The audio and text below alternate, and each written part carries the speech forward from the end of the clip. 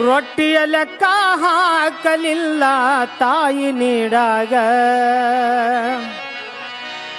ಮಗನು ಉಂಡರ ಕೆಡಕಲ್ಲಂತಾಳ ತನ್ನ ಮನದಾಗ ಬೆಳೆದ ಮಕ್ಕಳು ಹೇತು ಹೊಂಟರ ಉಂಡ ಗಂಗಳದಾಗ ಶಂತ ಪೀಳಿಗೆ ಹುಟ್ಟ್ಯಾವಪ್ಪ ಈ ಕಲಿಯುಗದಾಗ ರೊಟ್ಟಿಯ ಲೆಕ್ಕ ಹಾಕಲ ಇಲ್ಲ ತಾಯಿ ನೀಡಾಗ ಮಗನ ಉಂಡಾರ ಕೆಡಕಲ್ಲಂದಾಳ ತನ್ನ ಮನದಾಗ ಬೆಳೆದ ಮಕ್ಕಳು ಎದ್ದು ಹೊಂಟಾರ